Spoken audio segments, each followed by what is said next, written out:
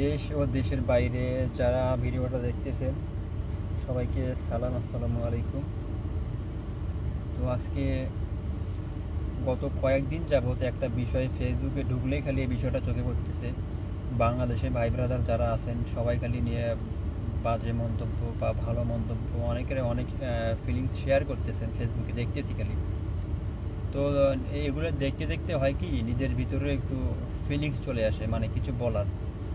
কারণ ক্রিকেট নিয়ে অনেকদিন খেলেছি, তো ক্রিকেট সম্পর্কে যদি কেউ কিছু বলে সেটা আসলে মাইন্ডে লাগে, সেটা আমার ভিতরে লাগে। আসলে যে যে কাজটা বেশি দিন করে তার ভিতরে তার এক্সপিরিয়েন্স তৈরি হয়ে যায়, সে বিষয়ে তার অন্তর ভিতরে ধারণা তৈরি হয়। তো সাকিব আল হাসানকে নিয়ে অনেকে অনেক মন্তব্য করতেছে, দেখতেছি। অনেকে বলতেছে যে সাকিব আল হাসান মির্জাফর, অনেকে বলতেছে ওর মতো অলরাউন্ডার আরও তৈরি হবে বাংলাদেশে, মানে যে যার মতো পারে আর সেই হিসেবে বলতেছে। তো প্রথম কথা হলো, সাকিব আল হাসান একজন অলরাউন্ডার, তার মতো অলরাউন্ডার পুরো বিশ্বে, শুধু বাংলাদেশ কেন পুরো বিশ্বে কোনো রিপ্লেস নেই। কারণ ওয়ানডে ক্রিকেট ইতিহাসে 15,000 রান এবং 700 উইকেট শুধু তারই আছে। এটা কারো এখন পর্যন্ত মনে হয় যে তার আশপাশের কেউ নেই। তো এটা একটা অনেক বড় অর্জন ক্রিকেট ইতিহাসের। আর আমরা যারা প্রবাসে আছি তারা অনেকে সাকিব আল হাসানকে নিয়ে গর্ববোধ করি যে আমাদের একটা সাকিব আল হাসান আছে। যেমন ভারতের আপনার হলো নাম করা অনেক প্লেয়ার আছে, যেমন হলো মহেন্দ্র সিং ধোনি, তারপরে বিরাট কোহলি, সচিন টেন্ডুলকার। এদেরকে নিয়ে এখানকার ইন্ডিয়ান লোক আছে, এরা গর্ববোধ করে যে আমার দেশে অমুক আছে, আমার দেশে অমুক আছে।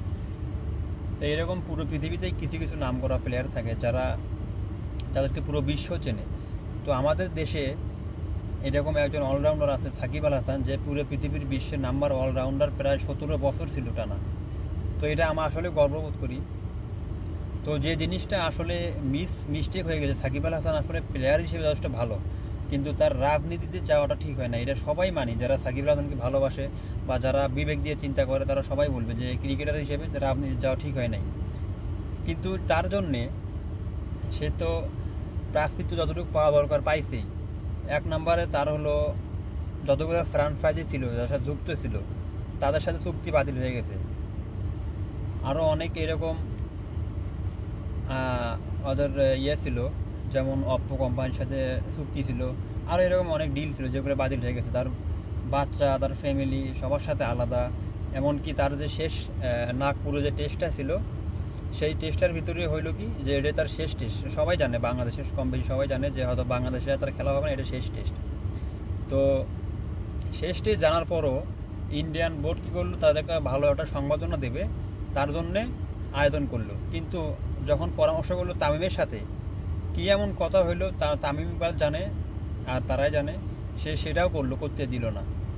তো একটা মানুষকে আপনারা যখন এইভাবে অপমান অপদস্থ করতেছেন, তো সে তো অটোমেটিক, যদি সে আওয়ামী লীগকে যদি ভালোবাসত 10%, এই সমস্ত অপকর্ম এই সমস্ত অত্যাচার করার কারণে তার ভিতরে 90% আওয়ামী লীগের প্রতি ভালোবাসা জন্ম নেবে।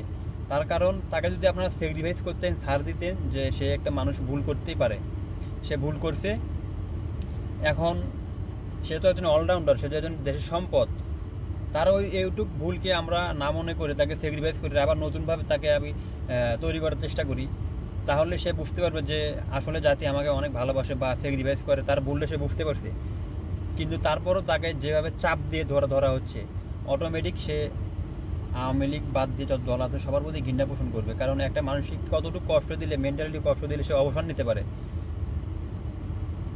আর দ্বিতীয়ত হচ্ছে তার পরিবার থেকে আলাদা করা হচ্ছে। তার একটা ভিডিও দেখলাম যে সাকিব আল হাসানের মেয়ে অনেক কান্না করতেছে। তো ভাই, মানুষকে ফ্যামিলি থেকে দূরে সরে রাখা যায় কীরকম কষ্টের, এটা আসলে সবাই উপলব্ধি করতে পারবেন না। আর তার ব্যাংক ব্যালেন্স সব বাজেয়াপ্ত করা হইতেছে। সে একজন অলরাউন্ডার ভাই, এটা মানতে হবে। সামান্য একটা রাজনৈতিক দলের সাথে যুক্ত হয়েছে এর মানে এই না তার সব কেরিয়ার শেষ হয়ে গেছে। সে ভুল করছে, তাকে আপনারা স্যাক্রিফাইস করেন, তাকে আপনারা সুযোগ দেন, তার ভুলটা সে বুঝতে পারুক, সে সময় হলে সে আবার নতুন করে নতুন রূপে ফিরে আসুক। কিন্তু আপনারা যা করতেছেন তাতে শুধু সাকিব আল হাসান না, আপনাদের নিজের মাথায় নিজেই কুড়াল মারতেছেন। গোটা বাংলাদেশের সম্পদ পুরো বাংলাদেশ কেন, পুরো পৃথিবী চেষ্টা করলে একটা সাকিব আল হাসান তৈরি করতে পারবে না।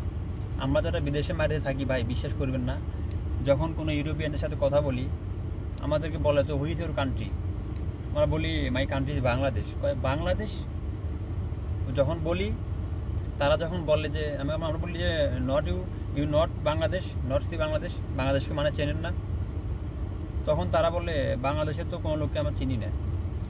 তখন যখন বলি যে সাকিব আল হাসানকে চেনেন, তখন তারা বলে যে হ্যাঁ সাকিব আল হাসান নাম্বার 1 অলরাউন্ডার, হ্যাঁ ওকে চিনি।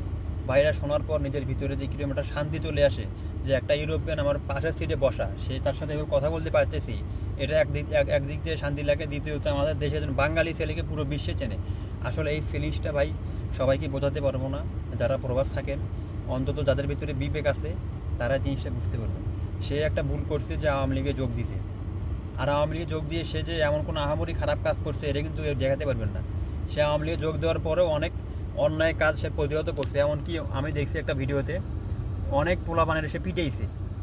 আওয়ামী লীগে ঢুকছে আর মানে এই না যে সে রাজাকার হয়ে গেছে। ও তো বেশি দিন টিকতেই পারলো না। ও যে করবে, ওর যে এক্সপিরিয়েন্স আছে, ওর যে কী উদ্দেশ্যে ঢুকছে এটা তো উপলব্ধি করতে পারলো না। তার আগেই তো আপনারা সব উল্টাপাল্টা কাজ করে দেশ থেকে বিতাড়িত করলেন। তো দিন শেষে একটাই কথা বলতে চাই, সাকিব আল হাসানকে নিয়ে আপনারা যা শুরু করছেন এগুলো বন্ধ করুন। আর ক্রিকেট বোর্ডে তো তামিমের আয়ত্ত হয়েই গেছে। তামিম ভাই যা শুরু করছে ক্রিকেট বোর্ডকে নিয়ে, চাচা মামা খালু এরা পরিবার গঠন করছে। তো দেখেন, আশা করি সামনে দিয়ে কি হয়। আপনারা যদি আজকে তাকে স্যাক্রিফাইস না করেন, যদি তাদেরকে যদি ছাড় না দিতে পারেন, তাহলে আশা করি আপনারা যখন ক্ষমতায় থাকবেন না, এর প্রতিদান অবশ্যই পাবেন। কারণ দুনিয়া হলো টেক অ্যান্ড লাভ। যদি কিছু পেতে চান তাহলে কিছু স্যাক্রিফাইস করতেই হবে, এটাই বাস্তবতা। আর যদি সব দিক দিয়ে আপনি 16 আনা ভোগ করেন, তাহলে সময় একদিন আসবে যেগুলো আপনাকেও 16 আনা ছাড় দিতে হবে, এটাই বাস্তবতা। আপনি আজকে যদি স্যাক্রিফাইস করতেন, তাহলে সে তার ভুলটা বুঝতে পেরে সংশোধন করে নিত নিজেকে, করার পর সে হয়তো বা আর ভুল করতো না, সে বুঝতে পারত। মাশরাফির ঘর বাড়ি পুড়িয়ে দিয়েছেন, সে একজন বিশ্বমানের একজন ক্যাপ্টেন, তাকে সবাই চেনে।